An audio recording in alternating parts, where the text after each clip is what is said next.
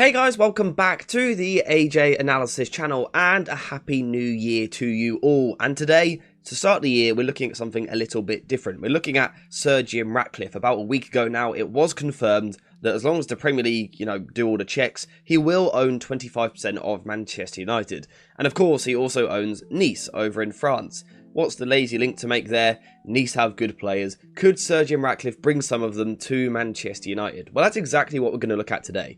Now, I'm not saying any of these guys are necessarily ready for a move, but there's certainly three talents which over the next 18 months or so could be pretty decent targets for Manchester United and actually address some key areas of concern in the squad. So let's get into it. So before we continue into the video, a quick shout out to today's video sponsor, JerseyFIFA.com, the home of all of the greatest football kits. Whether that be the new latest releases or the old classic ones like this, Jersey FIFA has something for everyone, and now you can check it out yourself using the link in the description down below. And also make sure to use code JerseyFIFA for 10% off when you order. First up, 19-year-old Algerian talent Banani, the young right winger, is one of the most exciting talents in the French league at the moment, in my opinion. Now, unfortunately, this season he probably hasn't had as much game time as what he would like, and actually probably what he would deserve, because this is a really good young player. Like I said already, playing on the right wing, that's an area which Manchester United could look to strengthen. We know that Anthony over the past few months has frustrated,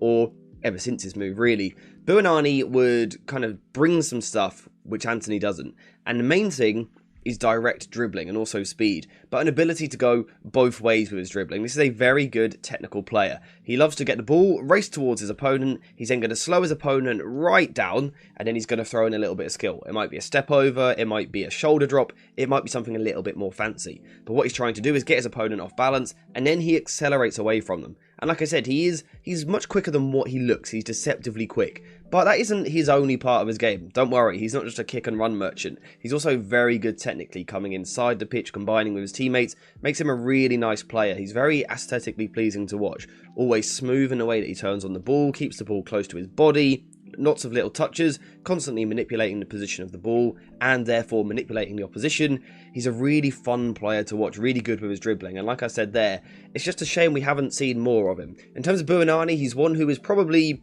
a bit too early in his career for a move just yet, but perhaps 18 months down the line when he can break into the Nice first team, there's a talent here. And what I really like is his link play, his ability to pass the ball, because what we see in a lot of young players is they can dribble, and that's all they tend to do. Banani isn't like that. He can come inside onto his left foot and he can combine. He can combine in short spaces, tight spaces. He's really good in confined areas. So let's say the opposition are sitting deep in a low block with lots of players like this. If you get a fullback to fly around him, allowing Banani to come inside onto his stronger left foot, now you've got a player who's going to operate in tight spaces, compact spaces, and essentially break down the opposition. He's got a really, really good eye for a pass. He's a creative winger. He's not necessarily a goal scorer. I think that's a part of his game which needs a lot of work.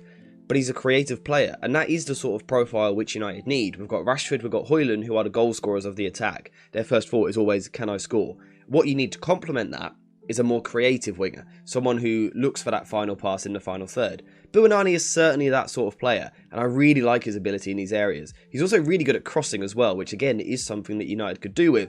Anthony at the club so far, not really shown much crossing ability. Certainly nowhere near as much as you would hope. Banani, again, does bring much better crossing ability. He's got a really good ability to kind of dig the ball out of nowhere. The ball can be stuck right under his feet, again in a compact space, and he's still going to dig a cross out into the box. And I think it's a really valuable tool to have.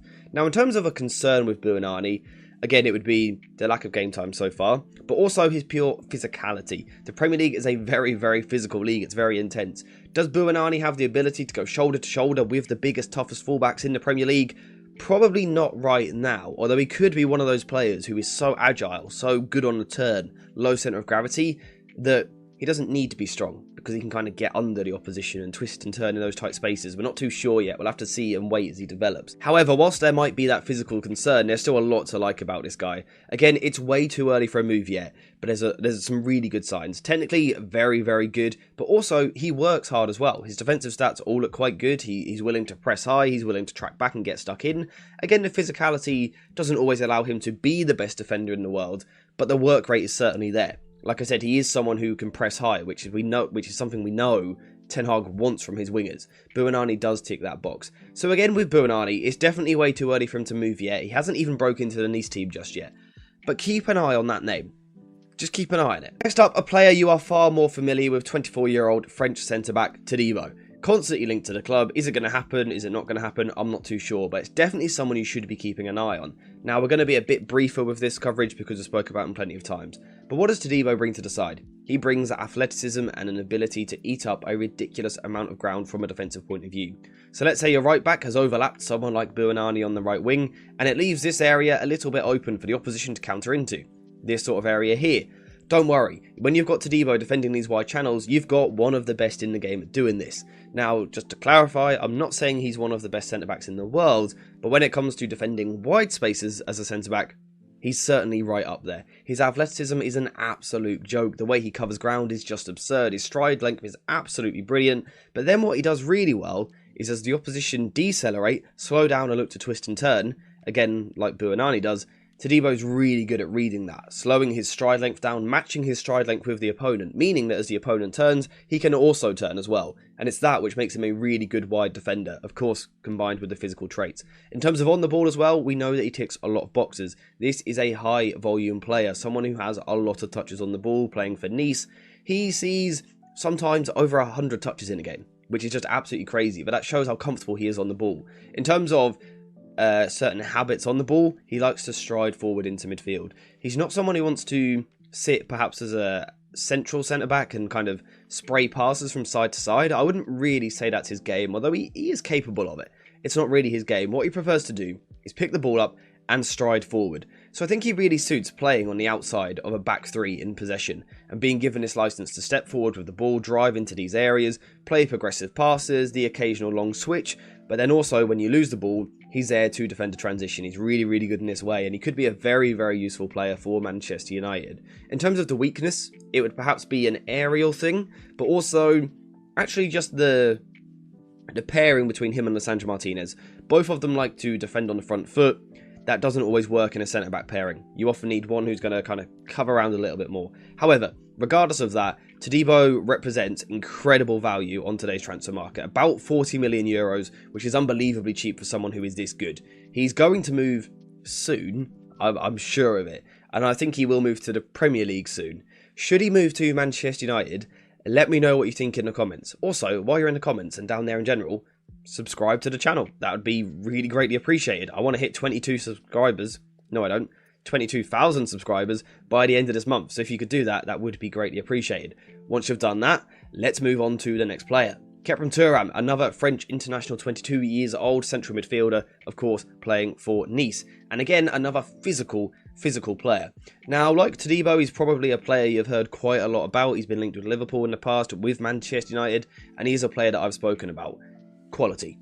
That is what he is. He is pure quality. Very strong, very athletic, but also very, very technically gifted. Really good with the ball at his feet. He's one of those tall players who is weirdly technical, if you know what I mean. Sometimes these tall players can be a little bit gangly. Not Khéphren Thuram. He's really good with the ball at his feet, really good at twisting and turning, and actually really good at carrying the ball forward, which for me is one of the most important traits in world football at the moment, a ball-carrying midfielder. A video coming on that soon. But he is unbelievably good at carrying the ball forward. He's one of the best in Europe in this position, which isn't bad at all for a 22-year-old midfielder. But like I said also, he's technical, he can pass the ball, he can drop deep, he can be a deep-lying playmaker. He can play almost any role in the midfield. He can be deep, he can be box-to-box, he can be more of an attacking midfielder. He really does have a brilliant skill set. Now, it's all about, for me with Thuram, is he ready to take that next step in his career to go to the next level? And personally, I think he is. I think he has the skill set to do it, and I also think he has the maturity. You know, he's happy to do his defensive work, he does work hard. Again, he's got that physical frame, he's a good tackler. This is a really good, well-rounded central midfielder. Probably my only concern with Thuram would be that so far in his career, he hasn't exactly been a high-volume midfielder. Someone who really grabs a game by the scruff of the neck and dictates the play. He's not really that sort of player. But perhaps Manchester United don't need that. For example, if you have Kobbie Mainoo playing at the base of a double pivot, giving Thuram the license to be a bit more expressive in the way that he plays, kind of dropping deep occasionally, but also being given the license to drive forward into the final third, he could be really good at that. He is this excellent connection point between the midfield and the attack. Some players, and some clubs, like Manchester United, struggle to connect the different systems. So United struggle to connect the midfield to the forward line. United struggle to connect that. Someone like Thuram, who's really good at carrying the ball forward and striding forward, is an excellent connector. Now, he's not exactly elite in the final third. I think that's an area of his game I would like to see improve in the future. But again, he is only about 22 years old, so this is still another young talent. And again, someone who Sergeant Ratcliffe could bring with him from Nice to Manchester United. I think all three of these players are definitely players to watch over the next 18 months. That connection is now there between the two clubs. Of course, it's not as easy as playing a video game and you just go sign him. It's not that easy. But I would keep an eye on all three of these names because I think all three of them represent really good value and really good opportunities in the transfer market. So, yeah, that's basically today's video. I just want to go through the three of them and talk about some of their strengths, some of their weaknesses, so you guys can now go watch them and decide whether or not you think Manchester United should sign them. So, does Banani look like someone you're interested in? Let me know what you think in the comments down below. Same for Todibo and Thuram. In fact, get in the comments, write the name, put a little dash, and then put yes or no, or maybe, or in 18 months, in 24 months. Get in the comments down below. Let me know which of these three talents you would like Manchester United to sign, which ones you think might go somewhere else, and which ones should stay at Nice. But apart from that, we are finished for today, so thank you guys for watching. I hope you have enjoyed it. If you have, subscribe down below. But apart from that, we are finished, so thank you for watching. I hope you have enjoyed it. And as always, I'll see you in the next one.